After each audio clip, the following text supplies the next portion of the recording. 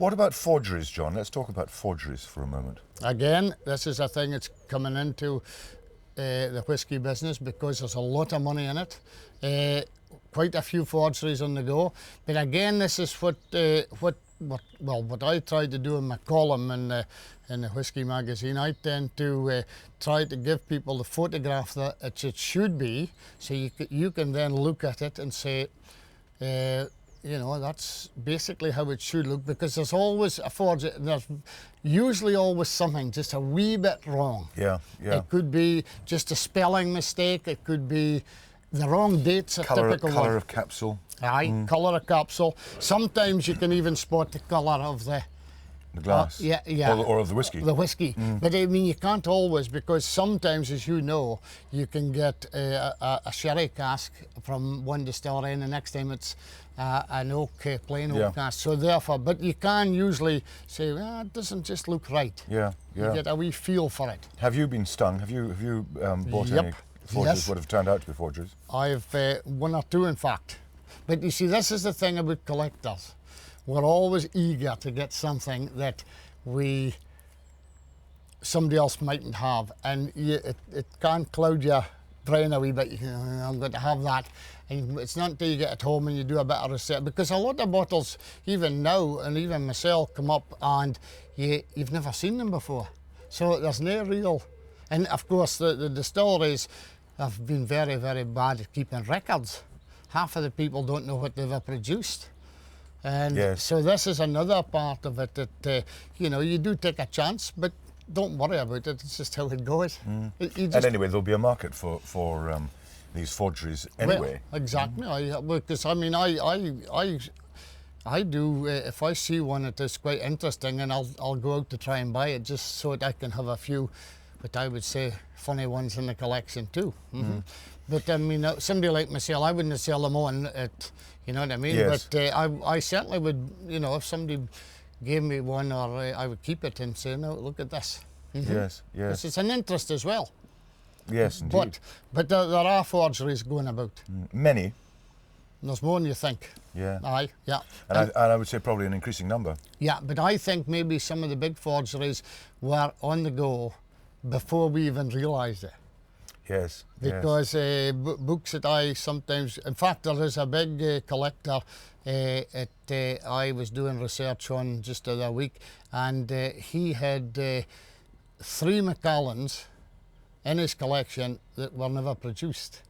Now, this is, you know, this is, I know that, the Macallan know it, but this is it. I know there are bottles going about with this 3 dates on them.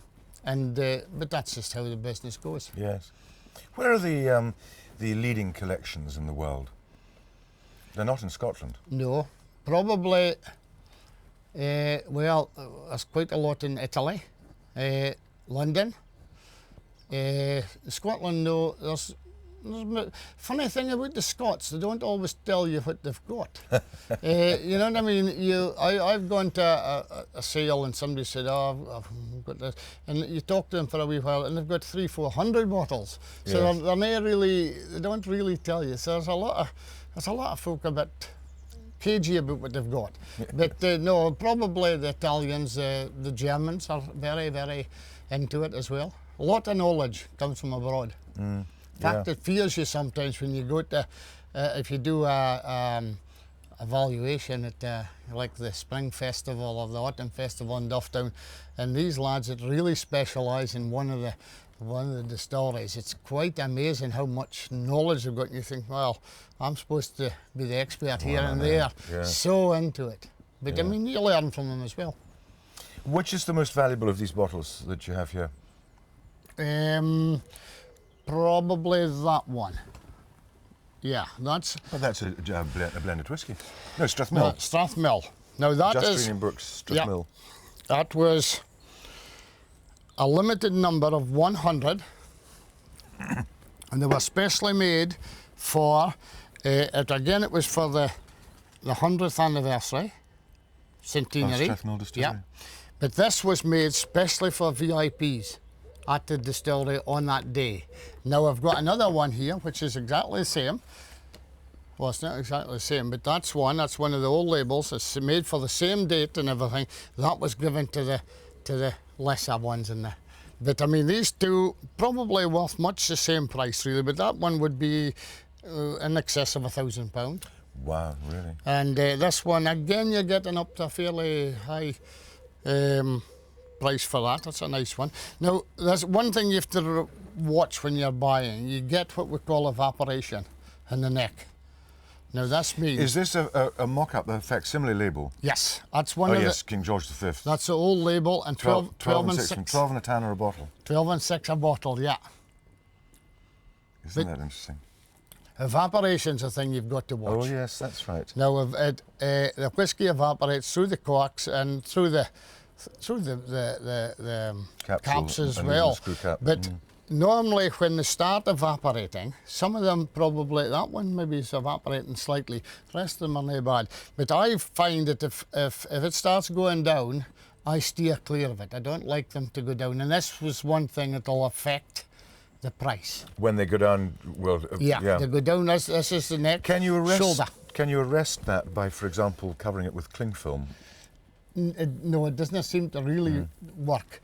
And also, if you start mucking about with the top, trying to preserve it, you often do damage, in which case somebody says, oh, you've been mucking about with that top. So Yeah. it's better to leave it. Because just say that was a bottle that was 50 years old, or had been, bottled 50 years ago, and you could get evaporation, and there, quite a lot, and there are people that will still buy it because it's, provided it hasn't gone down too much. Yes, yes. But evaporation's a thing, and condition are labels. Again, like A nice clean label.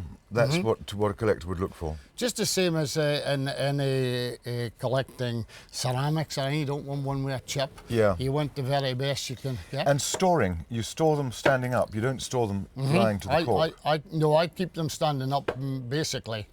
Simply, I don't know why. I don't think it really makes a lot of difference. I've heard that, but I've heard that the spirit can tend to rot a cork over time. Aye, and you can get flakes of the cork coming down into Yes, it, which yes. makes it nice and nice then. And other tips about storage conditions.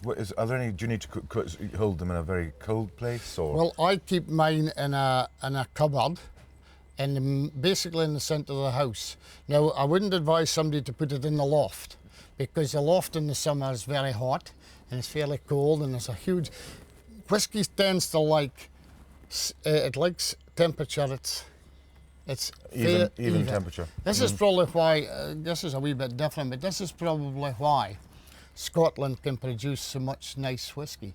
It's the climate in the whole area, because it's not a big country, and there's no huge variations. It's not like India or America, where you would get, a huge variation in difference. temperature. It's pretty much the same all the year round, and that's probably why Scotland produces so much good whisky. That's my theory, and the thing was certainly one of them anyway. Yeah, you yeah. know? So keep them in a place where there's not going to be wide swings of temperature. Yeah, I would, and I mean, I also keep mine in boxes, so I'm really because things like smoke can do a bit of damage to the label, and although it doesn't look much to somebody that doesn't really know, to somebody that does know, then that's a huge difference if the label's smoked. Interesting. Another point that you should make is keeping the carton, isn't it? Yes, so if it came out with a box, you need a box, but if it came out like that one didn't have a box, that's basic. We know exactly about that. And this is another thing I catalogue all the time. If that bottle, as far as I know, came out with a carton or a box or a wooden box, that's another thing that really Because without its carton, it's worth less. Why? Yeah. And in some cases, substantially less. Yeah. Some of the older ones folk didn't really worry about, but again, if you're going to, the higher the price goes, the better it is to be. It's the same as anything. Somebody's not going to pay a huge price for something that's not just quite right. Yeah, yeah, You know? yeah. And this is a ceramic. Now, why Wedgwood ceramic. That one is a Glenfiddich, 21 years old. That was taken out for the centenary as well. Well, the thing about ceramics, at auctions, ladies tend to buy them. They seem to like all different ceramics for basically, I suppose, presents. because they like the look of it, maybe better than the bottle. I'm not saying I particularly do, but they do, and they say, well, that's a nice wee gift from my husband or whoever. Yeah. And that's another part of the selling or the collecting business. You can collect many nice ceramics. Yeah, yeah.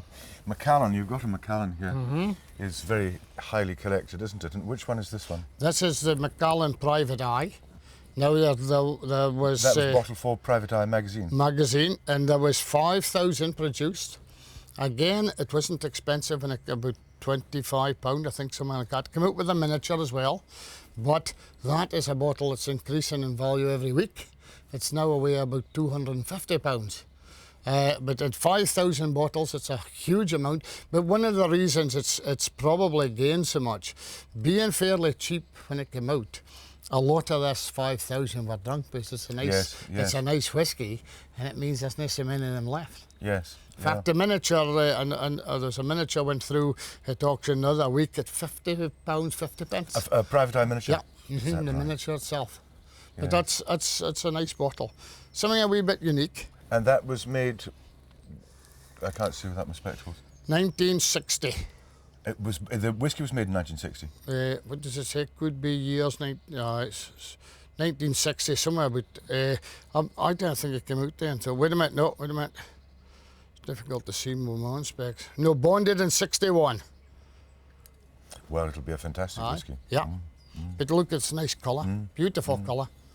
That's another thing some collectors go for.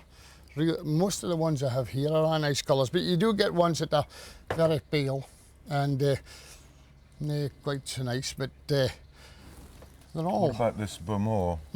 That's an old-fashioned bottle, isn't it?